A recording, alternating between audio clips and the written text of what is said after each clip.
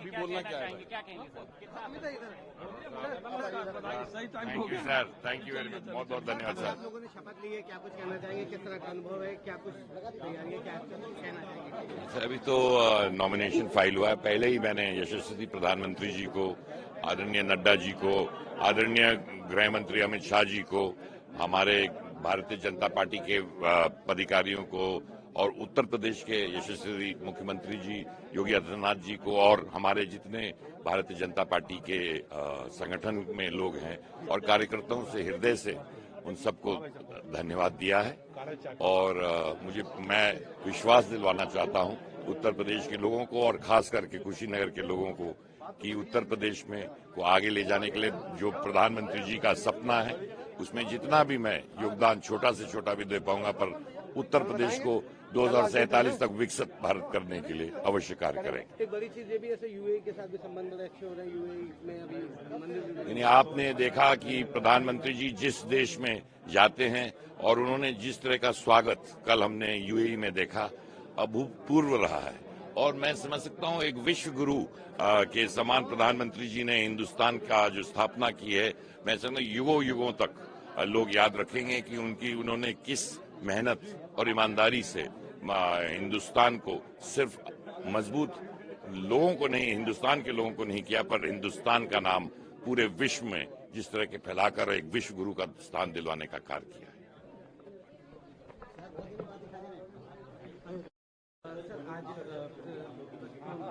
Bharatiya Janata party के सभी जो 7 प्रत्याशियों ने नामांकन किया है उनको बधाई देता हूं। वह निर्वाचित होने वाले हैं। आज बसंत पंचमी है, सबको शुभकामनाएं भी देता हूं। राज्यसभा में जो चयन किया है राष्ट्रीय नेतृत्व ने, वो सामाजिक समीकरण का एक शानदार गुलदस्ता है, जिसमें अगर अगड़ी जाति से देखो तो ब्राह्मण भी हैं, क्षत्रिय भी हैं, वैश्य भी हैं, और पिछड़ी जाति से देखो तो उसमें एक बिंद समाज से आने वाली हमारी बहन है, एक मौर्य समाज से आने वाले हमारा भाई है, और एक पटेल समाज से आने वाले हमारे आरपीएन सिंह जी हैं, तो एक चौधरी हमारे तेजवीर जी जाट समाज से आने वाले हैं। तो भाजपा शानदार समीकरण का, सामाजिक समीकरण का गुलदस्ता लेकर के चुनाव। पीडीए का नारा देने वाली समाजवादी पार्टी लेकिन पीडीए फ्लॉप है, पीडीए साफ है, सपा साफ है। उन्होंने जो प्रत्याशी उतारे वो परिवार डेवलपमेंट अथॉरिटी है। अच्छा, स्वामी प्रसाद मौर्य ने भी अपने पद से इस्तीफा दे दिया है। ये तो समाजवादी पार्टी, अभी देखना आगे उनका बहुत बुरा हाल होने वाला है। पटेल भी सर इसी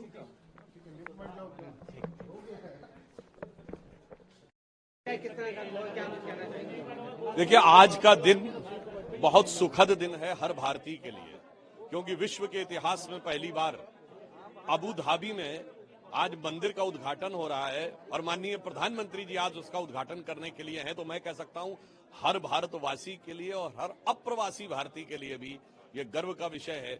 ये शताब्दियों का नहीं, सहस्राब्दी के गर्व का विषय है। यूएई के साथ भी सर लगातार संबंध जो है वो भारत के बड़े अच्छे होते हैं। देखिए, माननीय प्रधानमंत्री जी ने बताया, आप देखिए कितनी मजेदार बात है।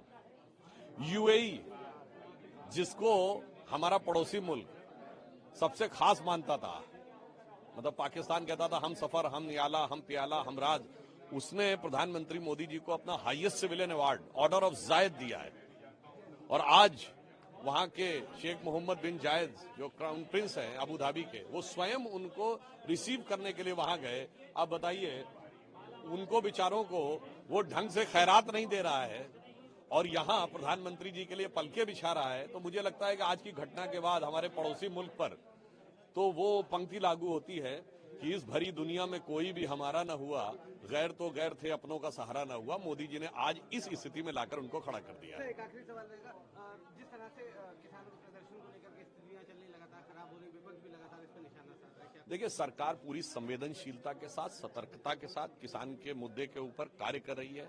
उनकी अधिकांश मांगों को स्वीकार भी कर लिया और आगे भी सरकार पूरी संवेदनशीलता के साथ काम करेगी। और मेरे विचार से देश की जनता और बाकी लोगों को भी इस विषय पे समझना चाहिए। और वैसे एक टेक्निकल पॉइंट है, अगर आप देखें तो इस समय तो जब लोकसभा का कार्यकाल समाप्त हो गया है, तब कानून की मांग थोड़ी तकनीकी दृष्टि से विचित्र है, क्योंकि अब तो चुनाव की अधिसूचना जारी होने वाली, तो सरकार कोई कानून बनाना भी चाहे तो नहीं बना सकती। तो मुझे लगता है कि जो लोग ये मांग कर रहे हैं उन्हें इस बिंदु पर विचार करना चाहिए कि जो उनकी मांग है वो आज लीगली पॉसिबल भी नहीं है। क्योंकि सरकार अब संसद कैसे बुला सकती है। इसलिए सरकार अपनी पूरी दृष्टि संवेदना के साथ हमारे दो मंत्रियों ने बातचीत की और आगे भी सरकार प्रतिबद्ध है किसानों की हर समस्या के सकारात्मक और संविधान के दायरे के अंदर समाधान निकालने का। सर एक आखिरी सवाल रहेगा, जिस तरह से इंडिया गठबंधन या इंडिया अलायंस है, इसमें लगातार जो गुट है, जैसे समाजवादी पार्टी से भी लगातार कुछ न कुछ चीजें असमान होती जा रही है, स्वामी प्रसाद मौर्य हो या अपना दल हो, लगातार कटते जा रहे हैं। क्या लग रहा है किस तरह की स्थिति रहेगी चुनाव के समय? देखिए, हमारे विरोधी लोग कहते थे जब श्री राम जन्मभूमि की प्राण प्रतिष्ठा का समय था कि शायद ये मुहूर्त ठीक नहीं था, पर मैं पूछना चाहता हूं कि राहुल गांधी की यात्रा का मुहूर्त किसने तय किया था? कि जब से यात्रा शुरू हुई है इंडी गठबंधन के लिए पता नहीं कौन से दिन आ गए हैं। मतलब वो गुवाहाटी में शुरू करते हैं तो महाराष्ट्र में देवड़ा जी छोड़ देते हैं, वो बंगाल पहुंचते हैं तो दीदी छोड़ देती हैं, वो बिहार की तरफ मुड़ते हैं तो सरकार पलट जाती है। उत्तर प्रदेश में अभी आए नहीं कि अखिलेश जी से खटपट शुरू होने लगी है और केजरीवाल जी से पंजाब में मामला वो हो गया है, उनकी पार्टी के अंदर ये हो रहा है। तो मुझे लगता है कि इनके लिए ये कहना चाहिए कि वो इंडी गठबंधन जिस रास्ते पे चल रहा था उसकी तो कोई मंजिल ही नहीं थी। तो इनके लिए एक पंक्ति कहना चाहूंगा, इन्होंने अपना रास्ता और सोच कभी नहीं बदली है कि कश्ती भी नहीं बदली और दरिया भी नहीं बदला, पर इन डूबने वालों का जज्बा भी नहीं बदला है। शौक सफर ऐसा, एक उम्र हुई हमने, मंजिल भी नहीं पाई, रास्ता भी नहीं बदला। तो इसी भटकती हुई मंजिल के रास्ते के वो मुसाफिर हैं।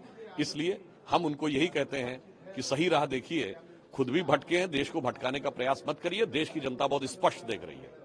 एक तरफ है मोदी जी के नेतृत्व में, मोदी जी के जांचे परखे खरे नेतृत्व में भरोसे का गठबंधन, और दूसरी तरफ है आपस में लड़ता भिड़ता गिरता उठता और अज्ञात नेतृत्व में भ्रम से भरा हुआ गठबंधन।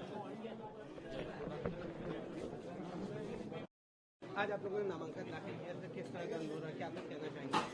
देखिए, सबसे पहले तो मैं अपने देश के लोकप्रिय प्रधानमंत्री नरेंद्र मोदी जी और हमारे देश के बहुत ही लोकप्रिय गृह मंत्री अमित शाह जी, हमारे राष्ट्रीय अध्यक्ष जेपी नड्डा जी, हमारे प्रदेश की जो लीडरशिप है माननीय योगी आदित्यनाथ जी, हमारे लोकप्रिय मुख्यमंत्री जी, हमारे प्रदेश के अध्यक्ष, प्रदेश महामंत्री संगठन, इन सबका आभार व्यक्त करूंगा कि उन्होंने मुझ जैसे कार्यकर्ता को राज्यसभा भेजने का निर्णय किया है। क्योंकि मैं वार्ड अध्यक्ष से मैंने अपनी राजनीति शुरुआत करी। मैं 1980 में वार्ड का अध्यक्ष बना, 89 में मैं पहली बार पार्षद बना, 95 में फिर मैं पार्षद बना, 97 में मैं डिप्टी मेयर बना, विभिन्न संगठन के पदों पर रहकर प्रदेश में कोषाध्यक्ष और फिर महापौर की जिम्मेदारी मुझे दी और अब मुझे राज्यसभा की जिम्मेदारी दी है। तो मैं भारतीय जनता पार्टी के देश के सभी कार्यकर्ताओं से कहना चाहूंगा कि इस वक्त जहां देश के नागरिकों का भी स्वर्णिम काल चल रहा है, इसी प्रकार से भारतीय जनता पार्टी के कार्यकर्ताओं का भी है। तो संगठन के लिए काम करें, संगठन की जिम्मेदारी को निभाएं, ईमानदारी कर्मठता से काम करें और नेतृत्व सब देख रहा है।